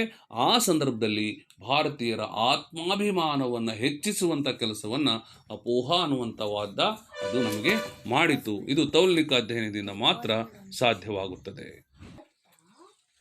ಇಂತಹ ಸಾಂಸ್ಕೃತಿಕ ಆತ್ಮಾಭಿಮಾನ ಕೇವಲ ತೌಲನಿಕ ಸಾಹಿತ್ಯದಿಂದ ಮಾತ್ರ ಸಾಧ್ಯವಾಗ್ತದೆ, ಸಾಹಿತ್ಯ ಅಧ್ಯಯನದಿಂದ. ಇಲ್ಲಿ ಮತ್ತೊಮ್ಮೆ ಒತ್ತಿ ಹೇಳಬೇಕಾದ ಅಂಶ ಏನು ಅಂತಂದರೆ, ತೌಲನಿಕ ಕಾವ್ಯ ಮೀಮಾಂಸೆಯ ಗುರಿ ಎರಡೂ ವಿಮರ್ಶಾ ಮಾರ್ಗಗಳ ಪರಿಕಲ್ಪನೆಗಳ ಸಮಾನ ಅಂಶಗಳನ್ನು ಯಾಂತ್ರಿಕವಾಗಿ ಪಟ್ಟಿ ಮಾಡುವುದು ಅಲ್ಲ, ಅಥವಾ ತುಲನೆಯಲ್ಲಿ ತರತಮ ಮೌಲ್ಯಾತ್ಮಕ ನಿರ್ಣಯಗಳನ್ನು ಕೊಡುವುದೂ ಕೂಡ ಅಲ್ಲ. ಬದಲಾಗಿ ಸಮಾನ ವಿಮರ್ಶಾ ಮಾರ್ಗಗಳು ಹಾಗೂ ಚಿಂತನೆ ಬೆಳೆದು ಬರುವುದಕ್ಕೆ ಕಾರಣವಾಗಿರ್ತಕ್ಕಂತಹ ಸಮಾಜೋ ಸಾಂಸ್ಕೃತಿಕ ರಚನೆಗಳನ್ನು ಗುರುತಿಸಿ ಅವುಗಳನ್ನು ವಿಶ್ಲೇಷಣೆ ಮಾಡುವ ಕೆಲಸ ತೌಲನಿಕ ಸಾಹಿತ್ಯ ಅಧ್ಯಯನದು ಆಗ್ತದೆ. ಒಂದೆರಡು ಅಪವಾದಗಳನ್ನು ಬಿಟ್ಟರೆ ಸಾಧಾರಣವಾಗಿ ಎಲ್ಲ ಭಾರತೀಯ ವಿಮರ್ಶಾ ಪ್ರಸ್ಥಾನಗಳು ರೂಪನಿಷ್ಠವಾಗಿರ್ತವೆ ಮತ್ತು ಕೃತಿ ಕೇಂದ್ರವಾಗಿರ್ತವೆ. ಈ ಅಂಶ ಭಾರತೀಯ ಹಿಂದೂ ಸಮಾಜದ ಬಗ್ಗೆ ಯಾವ ಒಳನೋಟಗಳನ್ನು ಕೊಡುತ್ತದೆ, ಇಂದು ನಾವು ಸಮಾಜ ಕೇಂದ್ರಿತ ವಿಮರ್ಶಾ ಮಾರ್ಗಗಳೆಂದು ಕರೆಯುವ ಯಾವ ಚಿಂತನೆಯೂ ಕೂಡ ಭಾರತೀಯ ಕಾವ್ಯ ಮೀಮಾಂಸೆಯಲ್ಲಿ ಎಂದೂ ಯಾಕೆ ಕಾಣಿಸಿಕೊಳ್ಳಲಿಲ್ಲ ಅನ್ನೋದು ಈ ಒಂದು ಮುಖ್ಯವಾಗಿ ಅಂಶ ಆಗ್ತದೆ. ಈ 5 ತೌಲನಿಕ ಸಾಹಿತ್ಯದ ಅಧ್ಯಯನದ ನೆಲೆಗಳನ್ನು ಒಂದು ಈ ಪಠ್ಯಪುಸ್ತಕದಲ್ಲಿ ಕೊಟ್ಟಿರುವುದನ್ನು ನೋಡ್ತೇವೆ. ಕೇವಲ ಇಷ್ಟೇ ಅಲ್ಲ, ಸಮಾನ ಮತ್ತು ಭಿನ್ನ ಅಂಶಗಳು ಕಂಡುಬರುವಂತಹ ಅನೇಕ ಸಾಹಿತ್ಯ ಕ್ಷೇತ್ರಗಳನ್ನು ಕೂಡ ನಾವು ಗುರುತಿಸಿಕೊಂಡು ಅವುಗಳಲ್ಲೂ ಕೂಡ ಅಧ್ಯಯನ ಮಾಡ್ಬೋದು. ಯಾಕಂದರೆ ಸಾಹಿತ್ಯ, ತೌಲನಿಕ ಸಾಹಿತ್ಯ ಅನ್ನುವಂಥದ್ದು ಕೇವಲ 1, 2, 3, 4, 5 ಇಷ್ಟೇ ಪ್ರಭೇದಗಳಲ್ಲಿ ನಾವು ಅಧ್ಯಯನ ಮಾಡಬೇಕು ಅಂತಲ್ಲ. ಸಮಾನ ಅಂಶಗಳು ಕಾಣುವಂಥ ಇನ್ನೂ ಹಲವಾರು ಸಾಧ್ಯತೆಗಳು ಕೂಡ ತೌಲನಿಕ ಸಾಹಿತ್ಯ ಇದೆ. ಹಾಗಾಗಿ ತೌಲನಿಕ ಸಾಹಿತ್ಯ ಅಧ್ಯಯನ ಅತ್ಯಂತ ವ್ಯಾಪಕವಾಗಿ ಭಾರತ ಮತ್ತು ವಿಶ್ವದಾದ್ಯಂತ ಬೆಳೆದಿರುವುದಕ್ಕೆ ಇದು ನಮಗೆ ಸಾಕ್ಷಿಯಾಗಿ ನಿಲ್ತದ. ಈ ಒಂದು ಅಧ್ಯಯನಕ್ಕೆ ನನಗೆ ಸಿಕ್ಕ ಸೋರ್ಸನ್ನು ಮಾತ್ರ ಬಳಸಿಕೊಂಡು ಹೇಳುವಂಥ ಪ್ರಯತ್ನವನ್ನು ಮಾಡಿದ್ದೇನೆ. ಈ ಒಂದು ವಿಡಿಯೋ ತಮ್ಮ ಅಧ್ಯಯನಕ್ಕೆ ಅನುಕೂಲ ಆಗಲಿ ಅಂತ ಹೇಳ್ತಾ, ಇದರಲ್ಲಿ ಏನಾದರೂ ಸುಧಾರಣೆಗಳು ಬೇಕಿದ್ರೆ ತಮ್ಮೆಲ್ಲ ಸಲಹೆಗಳಿಗೆ ಮುಕ್ತ ಮಾರ್ಗವನ್ನು ಕೊಡುತ್ತಾ ನನ್ನ ಈ ಒಂದು ವಿಡಿಯೋವನ್ನು ಮುಕ್ತಾಯಗೊಳಿಸ್ತಾ ಇದ್ದೀನಿ. ಸರ್ವರಿಗೂ ಕೂಡ ಧನ್ಯವಾದಗಳು. Thank you.